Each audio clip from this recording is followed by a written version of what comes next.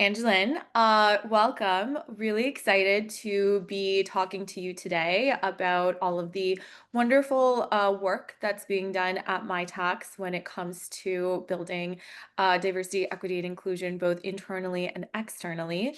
Um, I think that we have a lot to dig into today, but before we do that, I would love to pass it to you to maybe introduce yourself to the folks who'll be watching this.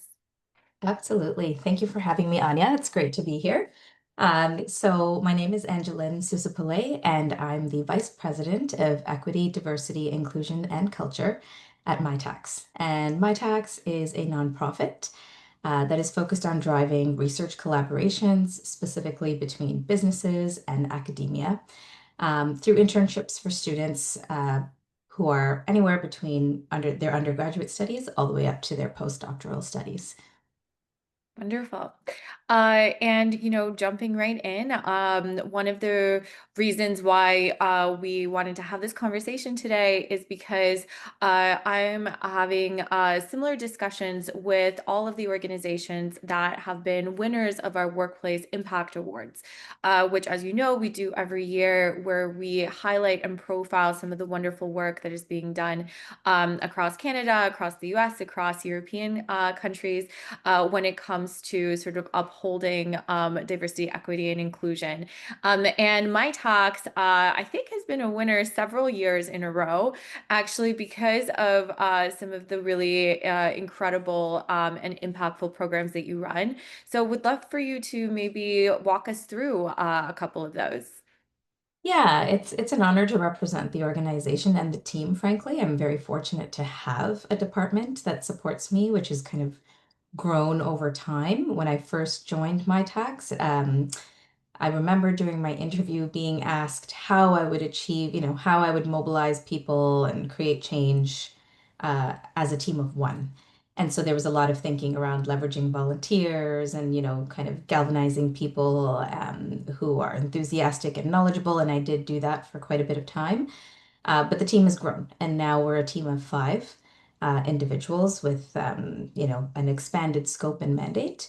So I'm very proud of the work that we've done as a team. And I think the biggest achievement, over the past 4 years since the inception of my role has really been the Inclusive Innovation Action Plan, which took quite a bit of work to put together. We did a landscape analysis, we're a research organization, so of course we put all of that rigor into creating any sort of public-facing document. So we did a landscape analysis, competitive analysis.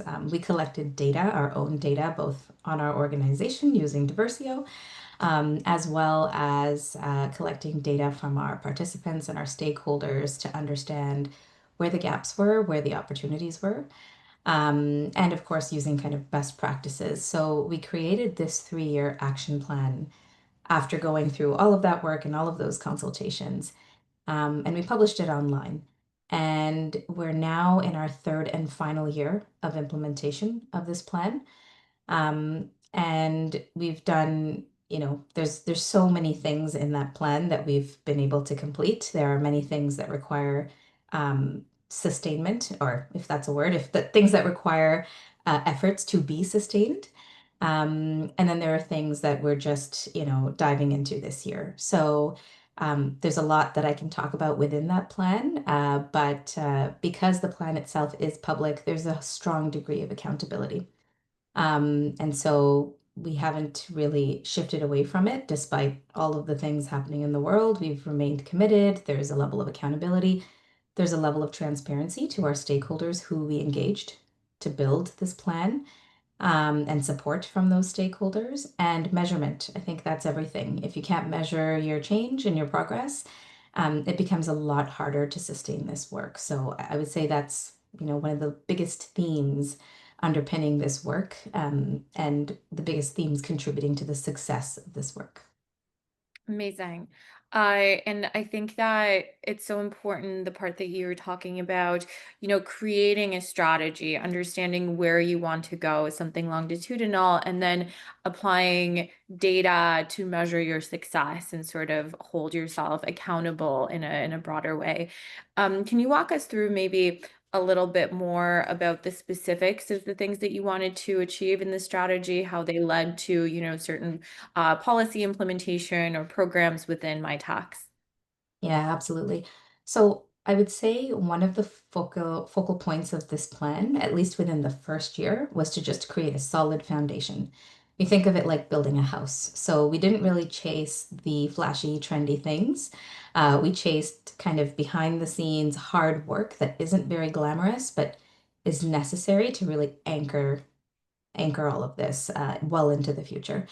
So we focused on looking at our practices, our policies, our systems, and fine-tuning them. So where were we collecting data? Where were we not? So we really made our data systems a lot more robust. So it wasn't simply who's represented, but beyond that, what are the experiences? What are the inclusion experiences? So we did that both for our employees, but also externally for our interns to understand what are the different experiences? Are there gaps depending on, the demographics of the respondents?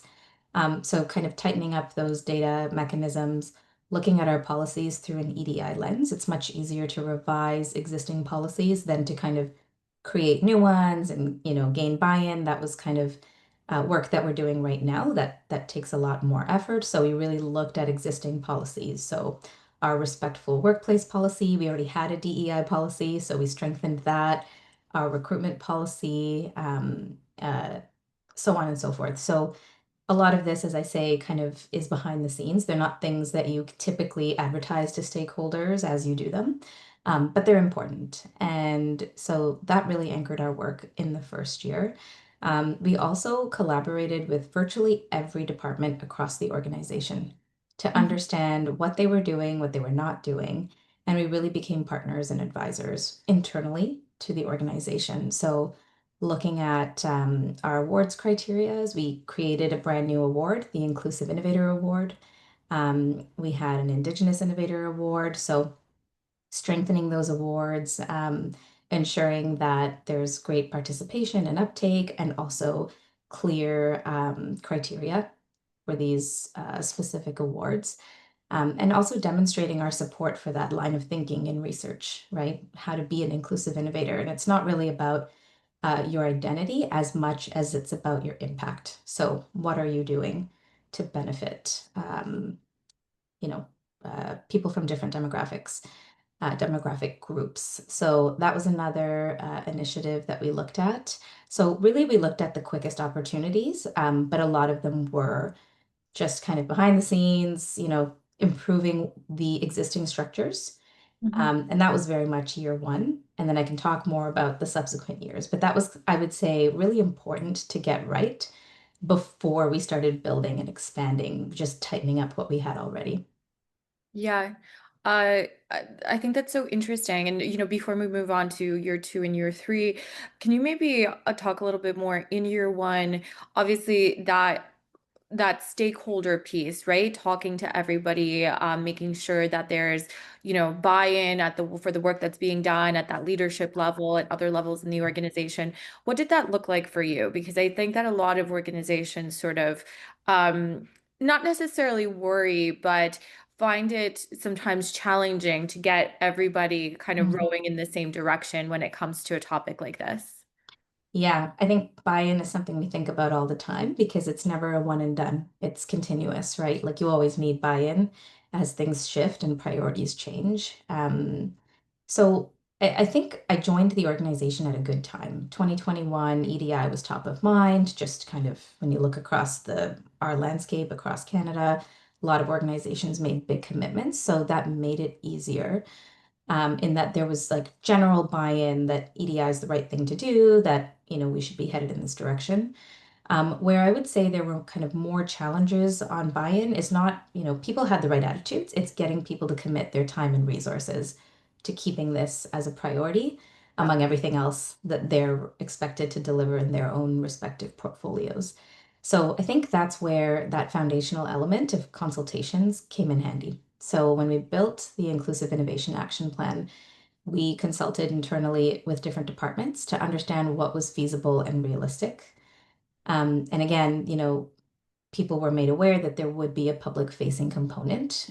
Different departments are tagged to different activities, so there's that level of ownership Mhm. that comes into play. There's reporting required on this annually. So the buy-in required a lot of understanding and collaboration and discussion. So it wasn't kind of us parachuting in and saying, here's what you should be doing, here's how to take this to the next level. It Yeah, was really understanding business needs, where people are at, understanding their priorities and how ours could fit into that, I think was really important as well, because we see it a lot more as a partnership than as us kind of pushing our own agenda. So how do we work with different teams and within their existing priorities to take this to the next level? And how do we make sure that there's resourcing?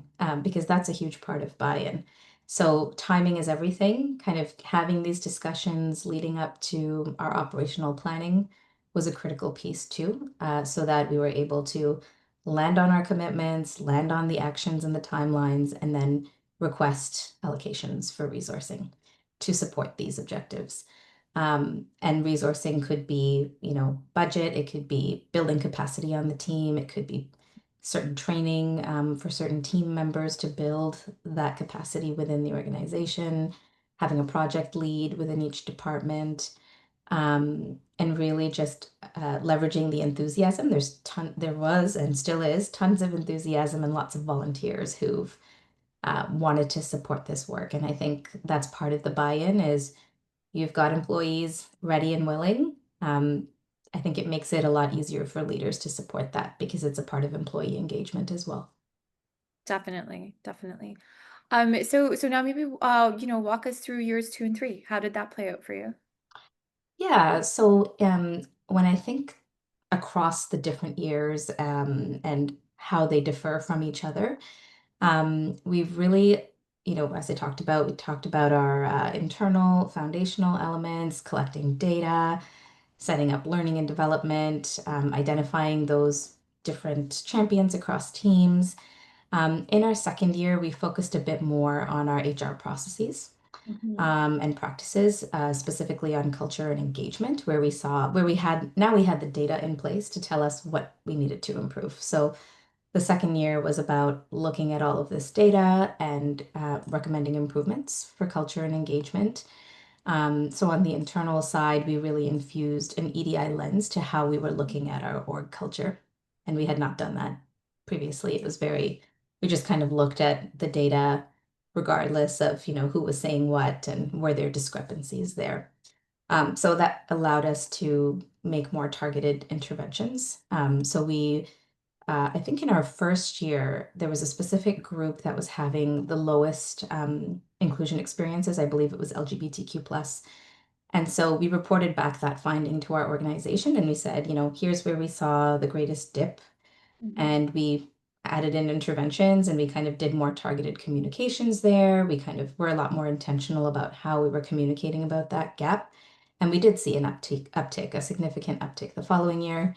But then, of course, another group dropped, and I think that was persons with disabilities. So then that became a focal point. So it's always trying to juggle, meeting the needs of all of the groups and using the data to steer those interventions. And on the external side, we put the wheels into motion to create a new mentorship program for women in STEM. And so we had not piloted anything like this before, but the need for mentorship was clear. There's an abundance of research on the benefits of mentorship. Our data showed us that we were underrepresented for women in STEM comparative to the available population.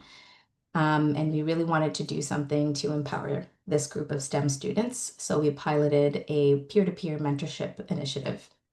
And that was really about having kind of recent alumni who've gone through our programs. There's a specific criteria, but generally they're recent alumni who've had these experiences and who are now, into their careers, mentoring interns who are just getting started. And that was by design. We wanted to connect students with more recent experience to help them navigate their challenges. So, there was a relevancy there and to also build their network. So we aimed to create 40 different pairings. I think we landed in the high 20s. It was 28. But the responses of the participants has been overwhelmingly positive in terms of the impact. There was a comment about how this was life-changing for the intern and for their mental health. Would they recommend it? Highly. Would they participate again if they could? Definitely. For the mentors, it was also beneficial and that they were able to kind of build their leadership skills. And it was kind of a sense of giving back too, right? And doing something that they wished they had had. So we saw great success and we're looking to expand this so that we'll need to allocate a more of a budget, more effort, more time, more capacity to scale this.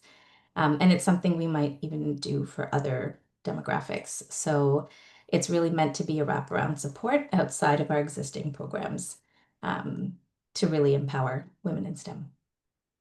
Wow, I love that so much. Incredibly powerful programming. And exactly to your point, the vast majority of the time, especially when we're with any organizations, but definitely in the science kind of STEM fields, we see that women and other underrepresented employees tend to receive the least amount of mentorship, sponsorship, that investment from maybe the more senior folks who have wisdom to share and experiences to relate to.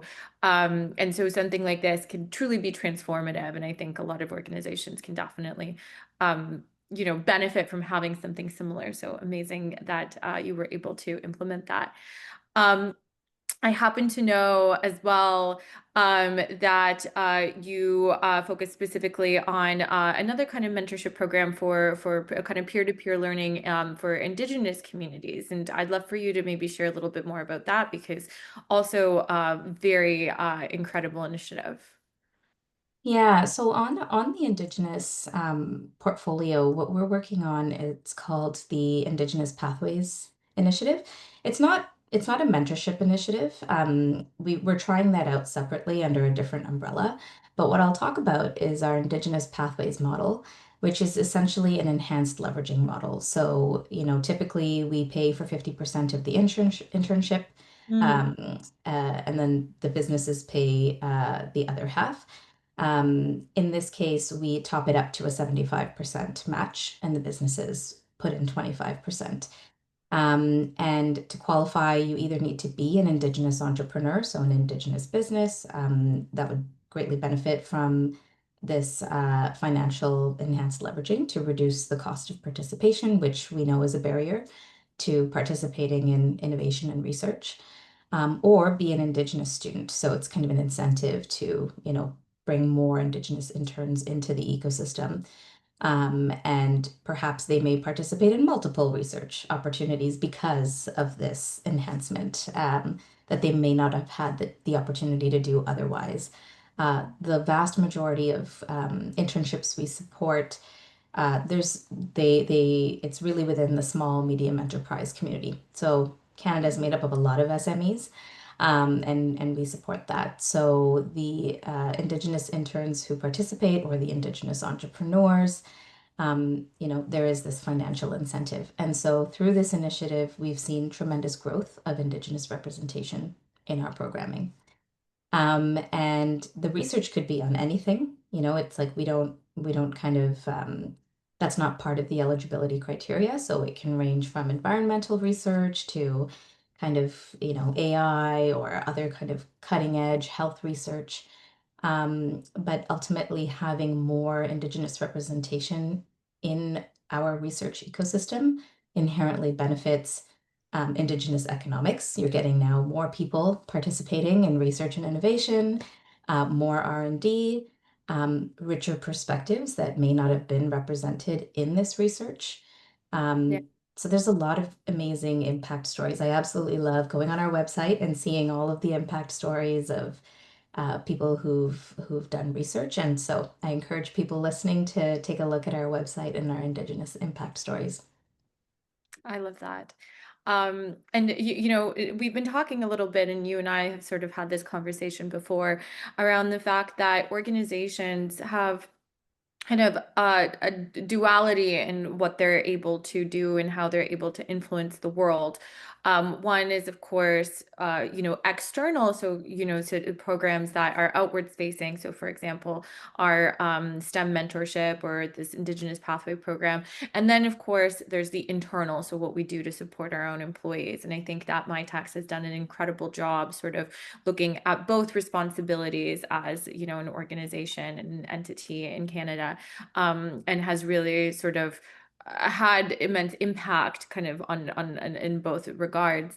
And to turn it a little bit more towards the internal now, having Mhm. discussed this external component, I do know that you have piloted a very interesting sort of parental leave, workplace flexibility, policies and initiatives, especially kind of post-COVID and what that looks like. And I think a lot of organizations are still kind of struggling with what this new world of work looks like, even, in 2025.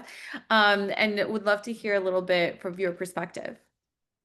Yeah, so I'll speak to both of those things. I'll start with, our remote first work environment, and then I'll also talk about our parental leave supports that we've really ramped up over the years. So the remote first work is like broadly applicable to our entire organization.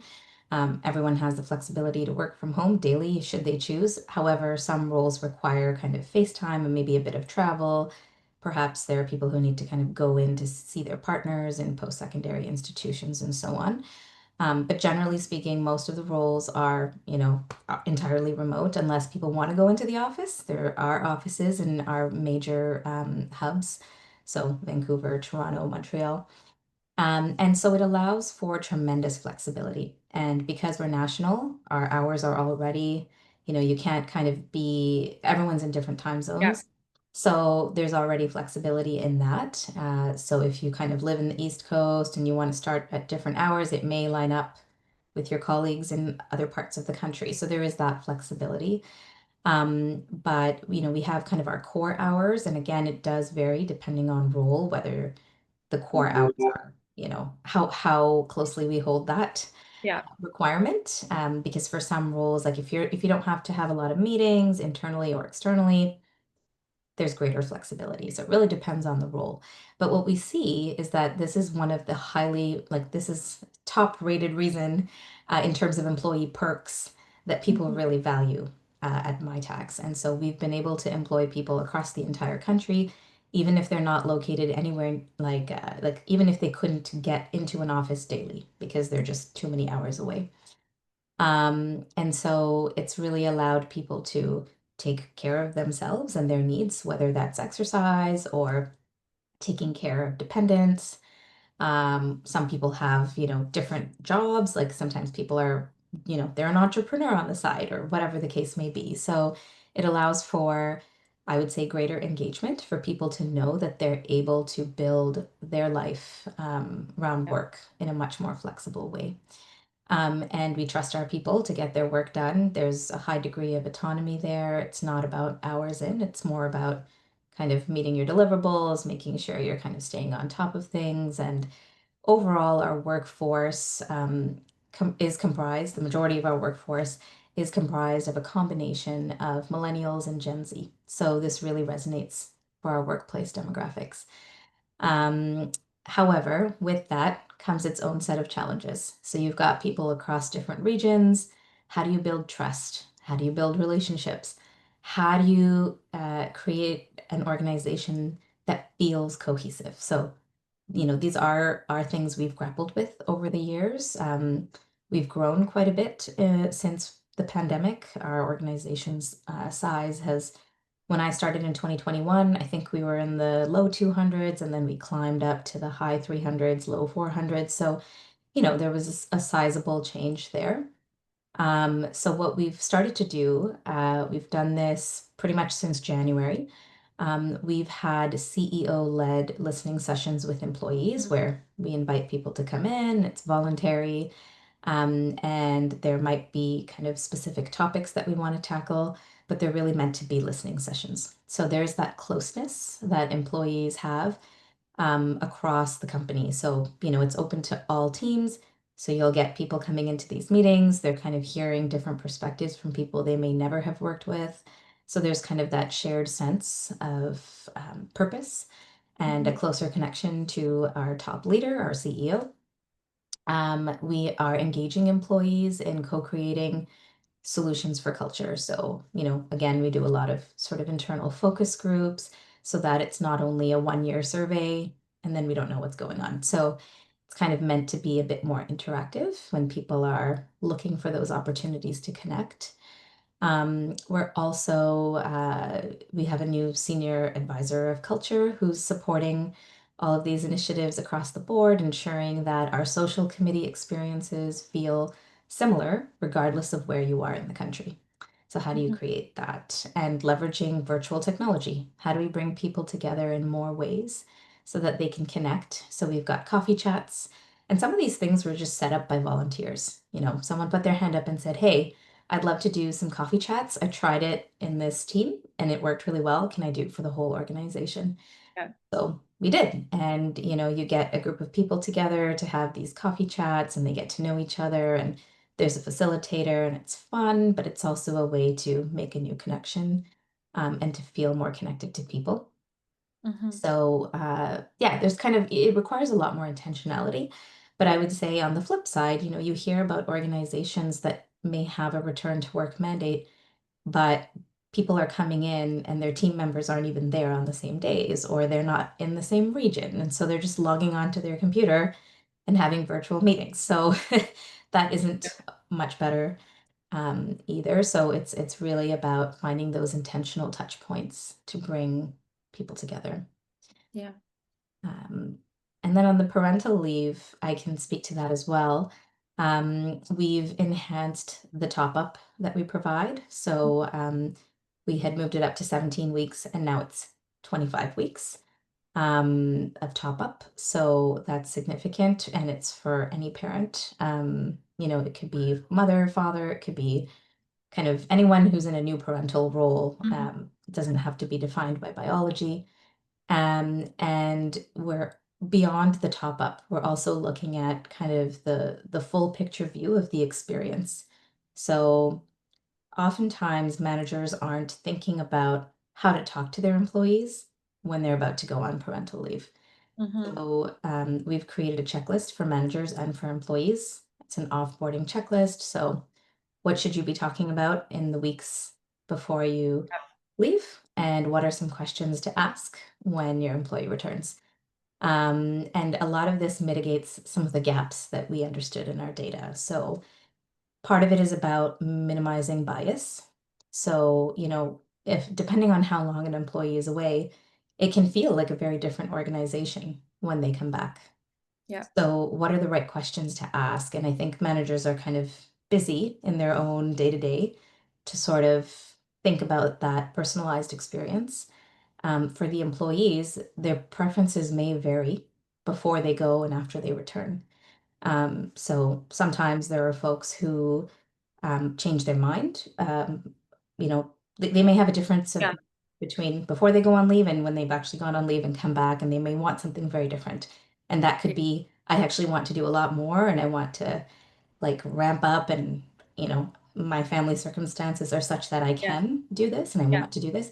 Some people may say, no, I actually am not looking for tremendous growth. I'm looking to maintain or whatever it may be. Yeah. So the questions and the checklists are designed to mitigate bias. So we're not kind of coming at it from our own personal views, but really, Making assumptions. Yeah. yeah, exactly. Yeah. I really love the approach of the sort of the top up and like the infrastructure of support, but then also the training and the coaching for people, leaders, and employees to be able to kind of manage that as effectively as possible. I think that's a strong, very strong combination. Well, I know, and I realize that we're getting to the end of our time, but I wanted to maybe ask you one more question, and that question really is more so about your perspective and your advice. I think that, of course, this is a very transformative year for diversity, equity, and inclusion in a lot of Mhm. ways. I think a lot of organizations, are thinking through their commitments and their strategies, their approaches. And so I guess when you have created something that has been, sustainable, that has been genuinely accountable, that has seen, you know, kind of built that foundation and then built on top of it and have sustained that like growth and momentum. What advice would you give to companies who are trying to do the same thing, who are trying to build something for the future when it comes to DI? Mm. Yeah, I think some of the best EDI work that I've seen, and I was a consultant before I came into Mitacs and started doing this in-house, so I had the benefit of working with lots of different organizations. The ones that are still doing the work really well, they've kind of sustained their momentum. They didn't chase trends, and they didn't kind of have knee-jerk reactions to, yeah, to trends or kind of societal changes. Like that may have influenced them, Hmm. but they took a much more systematic approach. They kind of built their EDI work just as they would build any other business strategy. Yeah. And I think we really need to apply that same level of rigor to all things EDI, if we want it to be sustainable. And so using data, I think, is always important. It helps identify gaps in a very objective way that's hard to deny. So it really helps you kind of land your case. I think moving away from only focusing on outputs. So a lot of times there's kind of a checklist of we're going to do this, this, this, and Yeah. this. And what that's missing is why and what did you achieve and what were the results, so the outcomes. Hmm. What was the measure of success? And so I think for organizations that are wanting to do this work in a sustainable way, especially in this climate, use data, make sure your objectives are measurable, and really focus in on outcomes and keep telling that story. I think talking about the outcomes, the impact, the difference that you've made builds momentum. It's so much harder to shelve something that's working really well. Hmm. And I think that's critical, and leverage your champions. Like you can never have enough people to help, even if you've got your own team. Yeah, I love that. I mean, obviously, I'm biased about the data, but couldn't agree more. And I think to your point, it's hard to shelf something that's working. I think that's very well said. Anyway, Angelin, thank you so much for joining today, and I'm looking forward to admiring the next 3 years of what you'll be doing at My Talks. Thank you, Anya. It was a pleasure, and I've appreciated your support and sage advice over the years. So thanks for the partnership.